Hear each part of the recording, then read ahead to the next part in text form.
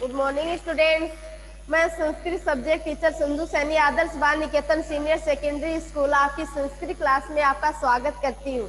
Okay students, तो students आज हम पढ़ेंगे 10वां पाठ है यानी 10 का पाठ जिसका शीर्षक है सुभाषितानि रत्नानि। सुभाषितानि रत्नानि यानी मधुर वचन, यानी रतन वो नहीं, यानी हमारी वाणी ही एक क्या है, रतन माना गया है, रतन माना गया है। ठीक है, तो ये मधुर वचन ही हमारे क्या है, रतन है ना। तो देखो पहले तो हम पढ़ेंगे पाठ परिचय। ठीक है, तो इसमें इन सुभाषितानि रत्नानि के बारे में क्या बताया गया है, 10 का चैप्टर, क्योंकि 9 का चैप्टर है वो। सुभाषितम इतेन पदेन तु भवतः भवन्तः सर्वे परिचिता एषु।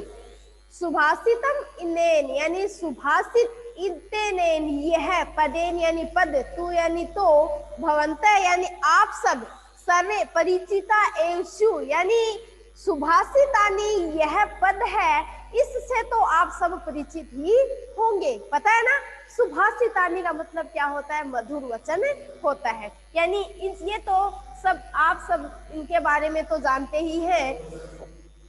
सुभाषितम अमृत वचनम नीति वाक्यम सुक्ति इत्यादि सर्वे अपि पर्याय शब्दान् सन्ति। यद् वाक्यम वाक्यांशो अपि वा सुभाषितम इति उच्यते। यत् श्रुत्वा मनस्तोषः सुखानुभूतिश्च जायते। यत् अन्येषां मनः क्लेशाय न भवतु, मनः क्लेशाय न भवेत्। यस्य प्रयोगः अपरेषाम् अनादराय न स्यात्। यत् सत्यपुतं हितावहः च भवेत्। यत्र नैतिकता बुद्धिमता विवेकशीलता च स्यात्। याशिका आवाज आ रही है कि बेटा?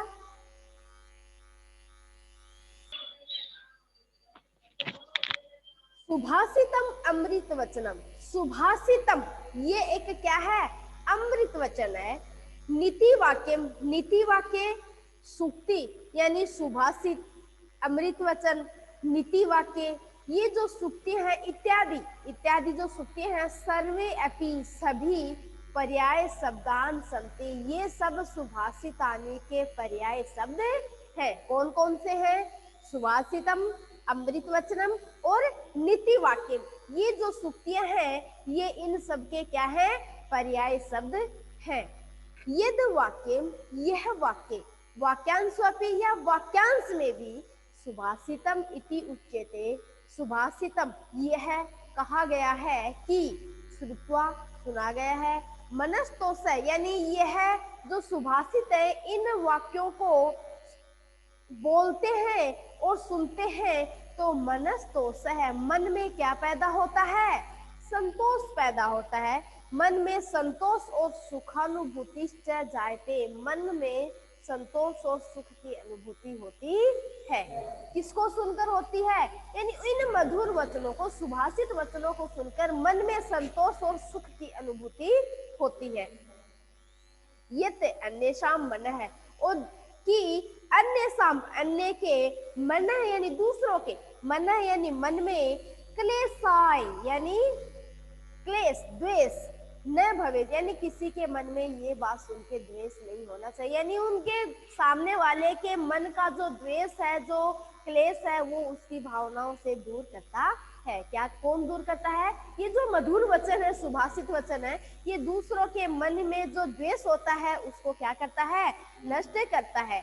ऐसे प्रयोग है अपरेषाम अनादराय स्यात्। यत् सत्यपुतं हितावह च भवेत्। यस्य यानी इसके प्रयोग यानी प्रयोग से, किसके प्रयोग से, इन सुभाषित के प्रयोग से, यानी मधुर वचनों के प्रयोग से, अपरेषाम यानी दूसरों के, अनादराय अनादर, न यानी नहीं, स्यात् यानी पैदा करता है, यानी ये जो मधुर वचन है ये दूसरों के प्रति अनादर की भावना पैदा नहीं करता है, यानी दूसरों के प्रति कौन सी भावना प्रदान करता है, यानी सम्मान की भावना, आदर की भावना प्रतीत होती है। क्या, किससे?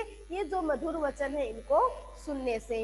ये और कि सत्यम पुतम हितावहम च भवेत्, सत्यम पुतम यानी सत्य पवित्र, हितावहम हितकर च भवेत, ये सत्य पवित्र और कैसे होते हैं, हितावहम हितकर होते हैं, यानी हित चाहने वाले होते हैं। ये सत्य पवित्र और हितकर होते हैं। क्या होते हैं? जो मधुर वचन है ये सुभाषित। यत्र नैतिकता बुद्धिमता विवेकशीलता च स्यात्, यत्र की नैतिकता और बुद्धिमता और विवेकशीलता, यानी इससे नैतिकता बुद्धिमता और विवेकशीलता यानी विवेक अर्थात ज्ञान पैदा होता है। सुभाषितस्य लक्षणम क्वचित एव कृतम अस्ति, सुभाषितस्य, सुभाषित यानी मधुर वचनों के लक्षणम यानी लक्षण, क्वचित यानी कहीं, एव यानी ही, इस कृतम अस्ति इस प्रकार भी, यानी सुभाषित यह लक्षण कहीं भी इस प्रकार भी यानी प्रयोग किया जाता है। वचनम सारभूतम यानी यहाँ पर इस प्रकार भी प्रयोग किया गया कि यत्र सारभूतम वचनम सारभूतम यत यत यत तत् सुभाषितम उच्यते, वचनम यानी वचन, जो वचन सारभूतम यानी सारभूत होता है, यानी जो वचन हम बोलते हैं उसमें कुछ गहनता से कुछ सार होता है, जो वचन सारभूत होते हैं तत्व यानी वही सुभाषितम उच्यते, यानी आप कहोगे कि ये सुभाषित होता क्या है, मधुर वचन क्या होते हैं, तो इसका अर्थ देखो सुक्ति दी गई, वचनम सारभूतम यत तत् सुभाषितम उच्यते, यानी वचन में, यानी जो वचन सारभूत होता है, जो वचन हम बोलते हैं उसमें कोई सारांश छुपा हुआ था, कुछ अच्छी भावना छुपी हुई होती है, जो वचन सारभूत होता है वही क्या कहलाता है, सुभाषित कहलाता है, मधुर वचन कहलाता है। सुभाषितस्य अस्माकं जीवने सुभाषितानां कियत् महत्वं वर्तते, अस्माकं यानी हमारे, जीवने यानी जीवन में, हमारे जीवन में, सुभाषितानाम यानी सुभाषितों का, कियत् यानी कितना, महत्व वर्तते कितना महत्व है, यानी हमारे जीवन में इन सुभाषित वचनों का कितना महत्व है, पता है ना आपको कितना महत्व है, क्योंकि इन मधुर वचनों को बोलने से हमारा जीवन है वो कैसा होता है, महान होता है, अच्छा होता है, और हमारे नैतिकता, हमारी जो नीति है उसकी भी पहचान इन मधुर वचनों से ही पैदा यानी प्रकट होती है। यानी इन वचनों से, यानी इन मधुर वचनों की हमारे जीवन में कितनी महत्वता है।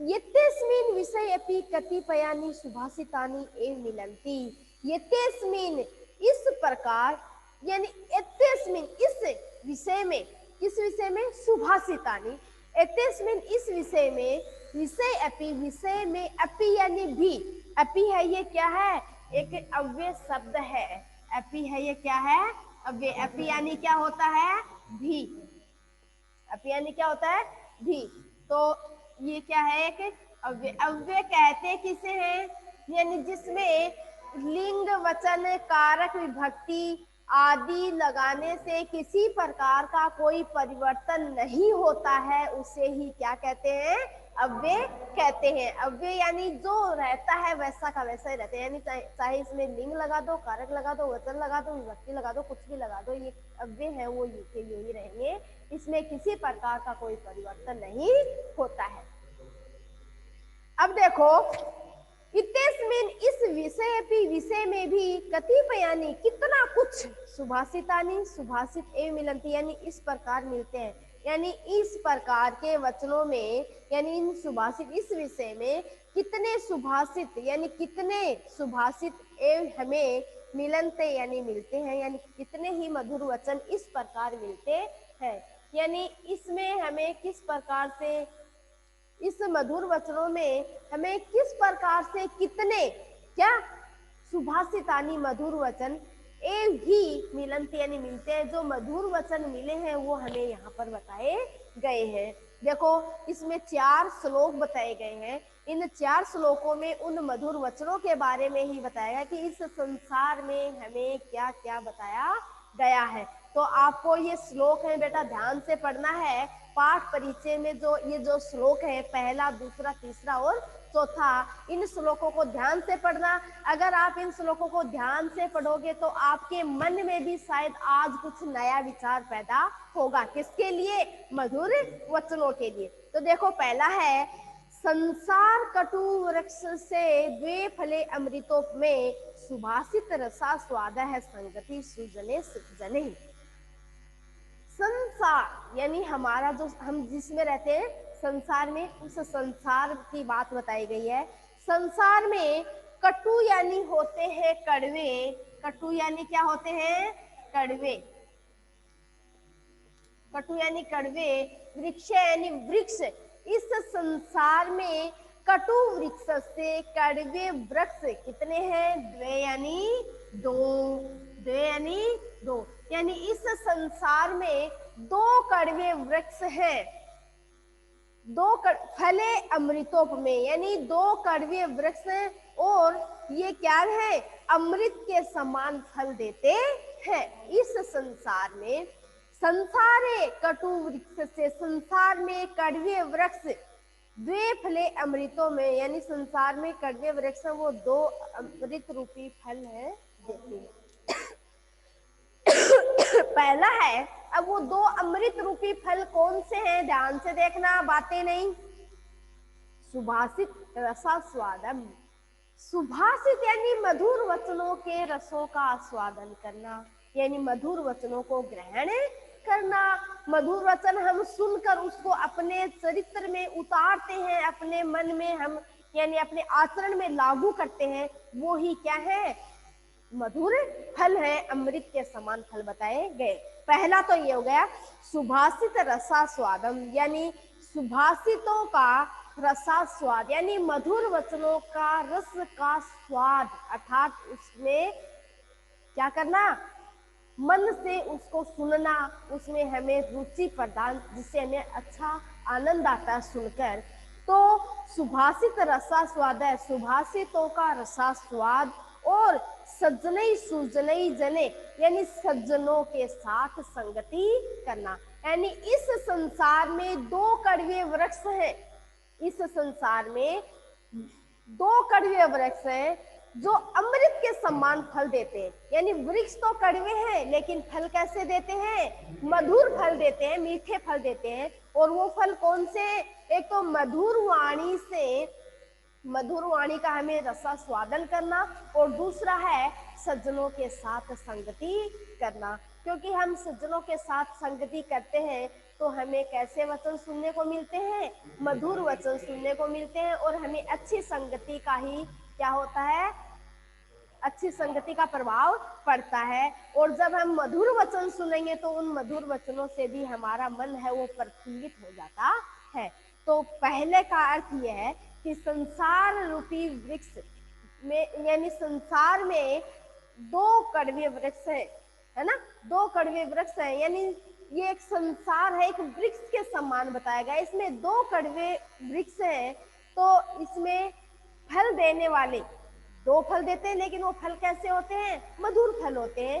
पहला है मधुर स्वरों का आस्वादन करना, और दूसरा सज्जनों के साथ संगति करना। समझ में आ गया? ठीक है, अगला देखते हैं। सुभाषित रसा स्वाद है सज्जन से संगति ही, सेवा विवेक भूपस्य दुख निर्मलम त्रिम।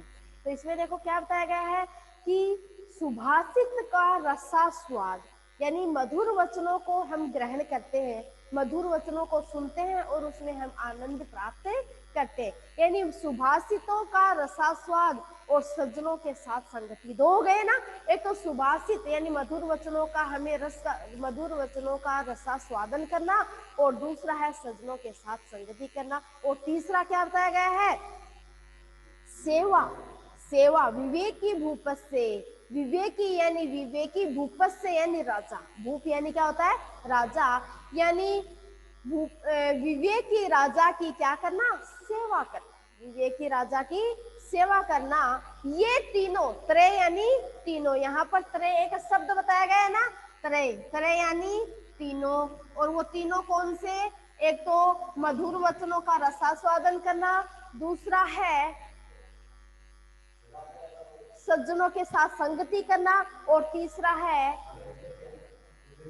विवेकी राजा की सेवा करना। यानी ये तीनों ही दुख हैं वो निर्मूलम, यानी ये तीनों दुखों को क्या करते हैं, निर्मूलम। निर्मूलम का मतलब है जड़ से ही क्या कर देते हैं, इसको खोद देते हैं। निर्मूलम, मूलम यानी खोद देना, यानी सज्जनों के साथ संगति करना, मधुर वचनों का रसास्वादन करना और विवेकी राजा की सेवा करना, ये तीनों ही दुखों को क्या कर देते हैं, जड़ से उखाड़ देते हैं, अर्थात दुखों का नाश कर देते हैं। समझ में आया। अगला है सुभाषितेन गीतेन, सुभाषितेन गीतेन बालका नाम च लीलया मनो न विद्यते ये से सवे मुक्तो अथवा पशु। सुभाषितेन यानी सुभाषित, गीतेन यानी गीतों यानी मधुर गीत, सुभाषित गीतेन यानी सुभाषित गीतों और बाल का नाम से लीलाओं, और बाल का नाम बालकों की, लीलाया यानी क्रीड़ाओं को, यानी बच्चे जो खेल कूद करते हैं, जो बाल लीला करते हैं, तो उनको यानी मधुर गीतों को और बालकों की क्रीड़ाओं को, यानी जिनका मन मनो न भिद्यते यानी मधुर वचन जब बोलते हैं वो, और जो बालक है वो क्या करते हैं, क्रियाकलाप करते हैं, क्रीड़ा करते हैं, इन दोनों को देखकर जिनका मन है वो क्या नहीं होता जिनका मन है वो बिंदता नहीं है, अर्थात मनो न विद्यते, मन है वो विद्यता नहीं है, ये वे मुक्तो अथवा पशु, यानी जिसका मन है वो विरक्त नहीं होता है। किसका मन विरक्त नहीं होता है, यानी देखने वालों का और सुनने वालों का। देखने वाले को क्या, यानी बच्चों की जो बाल क्रीड़ाएं हैं उनको देखकर, और मधुर जो गीत हैं उनको सुनकर जिनका मन विरक्त नहीं होता है, मुक्तो अथवा पशु, वे वह मुक्तो अथवा पशु, यानी वे संसार में या तो मुक्त है या फिर क्या है, पशु है। कैसे, क्यों बताया गया उनको पशु और मुक्त, क्योंकि ये जो मधुर गीतों को सुनकर जिनका मन आनंदित नहीं होता है, और बच्चों की जो बाल क्रीड़ाओं को देखकर जिनका मन आनंदित नहीं होता है, यानी जो बातें उनके मन में बैठती नहीं है, तो अगर या तो वो इस संसार में रहते हैं या तो वो क्या है, या तो वो मुक्त है या फिर वो पशु है। क्योंकि पशुओं के भी वो मधुर भाषा समझ में नहीं आती है ना, और जो बाल क्रीड़ाएं वो भी उनको समझ नहीं पाते हैं। तो इसी प्रकार जो सज्जन पुरुष होगा वो तो मधुर गीतों को भी ग्रहण करेगा, और बच्चों की जो बाल क्रीड़ाएं होती हैं उनको भी वो ग्रहण करेगा, अर्थात उनसे भी वो कुछ आनंद प्राप्त करेगा। अगर ऐसा जिसके मन में उत्पन्न नहीं है, ऐसी जो भावना जिसके मन में उत्पन्न नहीं होती है, वो एक पशु के समान बताया गया है। अगला है अमेद्यापि काचन बालादपि सुभाषितम। मैं देख रही हूँ आपको पढ़ने आते हो यहाँ, ठीक है ना। अमेद्यापि काचनम बालादपि सुभाषितम, यानी अमेद्यापि यानी गंदगी से भी, ध्यान से सुन लेना, गंदगी से भी, कांचनम कंचन यानी सोना, गंदगी से भी सोना क्या होता है, निकल सकता है। बालादपि और बालकों से भी सुभाषितम यानी मधुर वचन ग्रहण। हम ये नहीं कह सकते कि तू छोटा है अभी क्या ज्ञान दे रहा है, छोटे बच्चे होते हैं वो, उनसे भी हमें कुछ सीखने को मिलता है, यानी बालकों से भी हम कुछ सीखते हैं, यानी बालकों से भी हम मधुर वचन ग्रहण कर लेते हैं। हमें ये नहीं होना चाहिए कि हम बड़े हैं और आप छोटे हो, आप छोटे हो तो हमें क्या ज्ञान दे रहे हो, नहीं नहीं, ये नहीं हो सकता। क्योंकि जो छोटे होते हैं वो भी मधुर वचन दे सकते हैं, और जो गंदगी होती है वहां से भी क्या निकल सकता है, कंचन अर्थात सोना, यानी गंदगी से सोना, और बालक से भी सुभाषित यानी मधुर वचन ग्रहण कर लेने चाहिए। समझ में आया। जैसे एक उदाहरण है कि कीचड़ में भी कमल खिलते हैं, खिलते हैं ना, यानी गंदगी, कितनी गंदगी है, कीचड़ कितना भयंकर होता है, और वहां भी एक कितना सुंदर पुष्प खिलता है ना। तो उसी प्रकार हमें भी चाहे कहीं भी कुछ भी अच्छी बातें अगर हमें मिले तो वो हमें ग्रहण कर लेनी चाहिए, चाहे छोटे बालकों से मिले, चाहे हमें बाहर से मिले, चाहे हमें घर से मिले, समाज से मिले, कहीं से भी मिले, जो अच्छी बातें होती हैं वो हमें ग्रहण करनी चाहिए। उसमें ये नहीं सोचना चाहिए कि नहीं नहीं हम ये बात सुनेंगे, ये बात हम खड़े होके सुनेंगे देखेंगे तो लोग क्या सोचेंगे, लोग क्या सोचेंगे, लोग कुछ नहीं सोचेंगे। अच्छी बात ग्रहण करने में कोई गुनाह नहीं है, क्योंकि हमें हमेशा मधुर वचन बोलने चाहिए और मधुर वचन ही ग्रहण करने चाहिए। तो देखो, अब देखो, सुभाषितम प्रश्नात् का नाम एतास एषाम चतुर्णाम पद्यानाम अयमेव सारः ये, यानी सुभाषित प्रशंसनात्मक का नाम, यानी यह प्रशंसनात्मक, एसाम यानी ये, कितने, चार, यहाँ पर चार श्लोक बताए गए ना, एसाम चतुर्णाम, ये चार, पद्यानाम यानी पद्य, अय्यमेव ही सारम ये, यानी ये जो चार श्लोक हमने पढ़े हैं, इन चारों श्लोकों का सारांश हमें ये बताया गया है। ये जो सारांश है हम आगे पढ़ेंगे। तो पहला है ऐसारे अस्मिन संसारे सुभाषित रसा स्वादनम खलु अमृता स्वादनम सुरम। देखो ये तो जो श्लोक थे, जैसे हम सुक्ति बोलते हैं, है ना, सुक्ति यानी जिसका जो श्लोक का जो सार है वो हमें ये बताया गया है। तो देखो पहले श्लोक का सार क्या है वो यहाँ पर बताया गया है, ऐसारे अस्मिन संसारे सुभाषित रसा स्वादनम खलु अमृता स्वादनम समम। ऐसारे यानी इस, ऐसार यानी ऐसार, संसार यानी संसार, यानी संसार है वो कैसा है, ऐसार है, नश्वर है, नश्वर है ना, यानी इस संसार में जो आया है वो जाएगा, नश्वर है। तो इस ऐसार संसार में सुभाषितों का रसास्वादन यानी मधुर वचनों का रसास्वादन करना, खलु यानी निश्चित ही, अमृता स्वादनम यानी अमृत के, स्वादनम यानी स्वाद के, समम यानी सम्मान, समम यानी क्या होता है, समान, यानी इस संसार में रसों का यानी मधुर वचनों का आस्वादन करना, यानी इस असार संसार में मधुर वचनों का रसास्वादन करना निश्चित ही अमृत के सम्मान बताया गया है। ठीक है, पहले श्लोक का अर्थ ये हुआ, सारांश ये हुआ। दूसरे का सारांश क्या है, सुभाषित स्वादनम दुख निवारणम। सुभाषित स्वादनम यानी सुभाषित रस का आस्वादन करना, जो मधुर वचन है उसको हमने ग्रहण किया है तो वो एक क्या है, दुख निवारणम, यानी सुभाषितों का आस्वादन करना दुखों का निवारण कर, यानी दुखों का निवारण करता है। जब हमें कुछ पीड़ा होती है तो हम मधुर वचनों को सुनते हैं तो हमारे मन में थोड़ी देर के लिए तो हम क्या बोलते हैं, रिलैक्स हो जाते हैं, रिलीफ हो जाते हैं। किससे, उस दुख से, उस दुख को क्षण भर के लिए हम भूल जाते हैं। क्यों भूल जाते हैं, क्योंकि हमारे सामने मधुर वचन सुनने को मिलते हैं। मधुर वचन होते हैं यानी मधुर वचनों के रसों का स्वादन करना दुखों का निवारण करता है, यानी दुखों को दूर करता है, इसीलिए हमें मधुर वचन सुनने चाहिए। अगला है तीसरे श्लोक का सारांश यहाँ पर बताया गया है, सुभाषितम ही मनसः दर्वी भावस्य कारणम।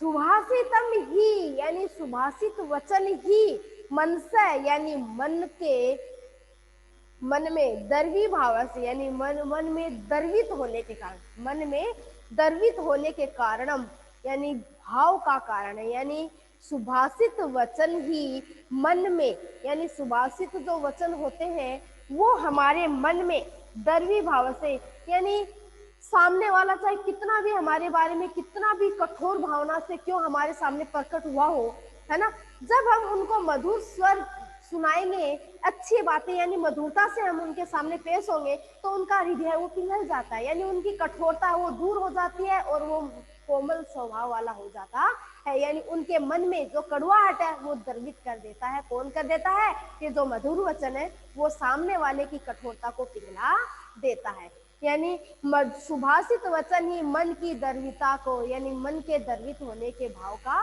कारण है, मन को पिघलाने का कारण सुभाषित वचन ही है, मधुर वचन ही है। अब अगला है, सुभाषितम तू बालादपि लभ्यते चेत स्वकरणीयम। सुभाषितम यानी सुभाषित यानी मधुर शब्द ही, बालकादपि यानी बालकों का भी लभ्यते यानी बालकों से भी ग्रहण कर लेना चाहिए। यानी सुभाषित वचन बालकादपि बालकों से अपि यानी भी लभ्य यानी ग्रहण कर लेना चाहिए। मधुर वचन हमें जरूरी नहीं है कि बड़े ही दें, यानी छोटे जो होते हैं हमसे बड़े, यानी हमसे जो बड़े हैं, हमारे जो पूर्वज हैं, हमारे जो सहपाठी हैं, कोई भी हो, छोटे हो, मधुर वचन जहां भी मिले, चाहे बालकों से मिले, चाहे छोटों से मिले, चाहे बड़ों से मिले, चाहे सम्मान वालों से मिले, कहीं भी मिले वो हमें ग्रहण कर लेने चाहिए। इसमें क्या बताया गया है कि सुभाषित वचन तो बालकादपि बालकों से भी लभ्यते यानी ग्रहण कर लेने चाहिए, चेद स्वीकरणीय और यह हमें क्या है स्वीकार करने योग्य है। यानी यह हमें स्वीकार करने योग्य है कि मधुर वचन हमें बालकों से भी ग्रहण कर लेना चाहिए। समझ में आ रहा है? अब आगे देखो, अतो ही पाठे अस्मिन् भवताम रसास्वादाय ज्ञानार्जनाय गुणार्जनाय च कानिचन प्रसिद्धानि ज्ञात मूलानि अज्ञात मूलानि च सुभाषितानि इतस्ततः समाकृते लिख्यन्ते। यानी अतो ही इसी पाठे अस्मिन् यानी इस पाठ में भवताम यानी आपके लिए, रसास्वाद के लिए, ज्ञान को अर्जित करने के लिए, यानी इस पाठ में जो मधुर वचन दिए गए हैं, सुभाषित रतन जो दिए गए हैं, आपके मन में ये भावना पैदा करने के लिए दिए गए ताकि यानी उसमें हम मधुरता से यानी ध्यान पूर्वक उनको सुने और उससे कुछ ज्ञान ग्रहण करें। किससे ज्ञान ग्रहण करें? ये जो मधुर वचन है इनसे हमें कुछ ज्ञान ग्रहण करें, और गुणार्जनम कुछ गुण को अर्जन करें, हमें हमारे अंदर जो कमी है वो हम उसको दूर करें और जो अच्छे वचनों को स्वीकार करके हमें अपने व्यवहार में लागू करना है। तो ऐसा करने के लिए प्रसिद्धानि यानी ये प्रसिद्ध, ज्ञात मूलानी यानी जो ज्ञात मूल और अज्ञात मूल से सुभाषितानि ये जो आप जानते हो और जो जिनके बारे में नहीं जानते हो, इसके ये ऐसे जो मधुर वचन है, इतस्ततः यानी इधर उधर से, ये एक इतस्ततः शब्द आया है, इतस्ततः है, इतस्ततः का मतलब क्या होता है? इधर उधर। तो ये एक क्या है? अव्यय शब्द है। ये भी क्या है? एक अव्यय शब्द है। ठीक है, तो इधर उधर से समाकृत यानी समायोजन करके लिखे थे, यानी यहाँ पर आपके लिए लाए गए हैं, लिखे गए। यानी ये जो मधुर शब्द है इस पाठ में ज्ञान अर्जन के लिए, रसास्वादन के लिए और गुणों को ग्रहण करने के लिए ये जो प्रसिद्ध ज्ञात और अज्ञात जो मूल जो श्लोक यहाँ पर दिए गए हैं वो आपके इधर उधर से इकट्ठे करके आपके यहाँ पर समायोजन किया गया है, अर्थात लिखे गए हैं। वाणी माधुरी सद्गुण महिमा पात्र अपात्र विवेक है खल सजन है विवेक है विद्यार्जनम धनार्जनम धर्मार्जनम प्रकार है मैत्री दानशीलता अहिंसा वृत्ति आततायिनी प्रतिनीति संगवर्ती इत्ते में विविध विषय संबधानि सुभाषितानि अत्र चितानि। वाणी माधुरी यानी माधुर्य, सद्गुण यानी अच्छे गुण, अच्छे गुणों की महिमा यानी वाणी में मधुरता पैदा हो।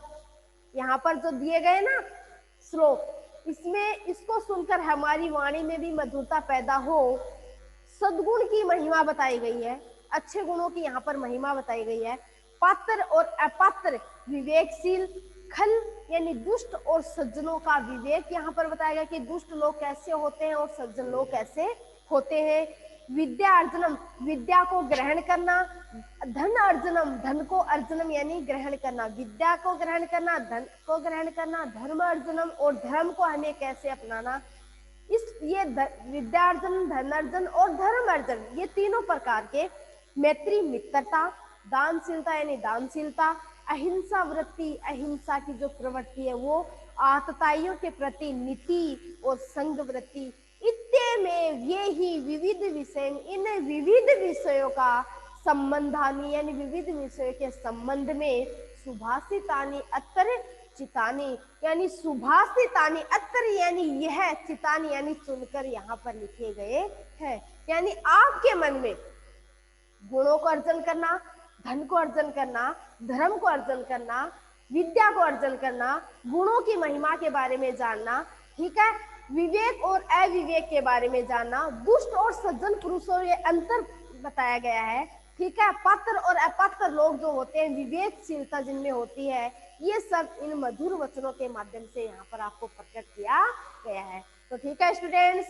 ओके, समझ में आ गया होगा मुझे आशा है। और जो बात समझ में नहीं आई हो, जो पार्ट समझ में नहीं आया, वो मुझे कल की क्लास में आप पूछ सकते हो। तो ठीक है स्टूडेंट्स, थैंक्स।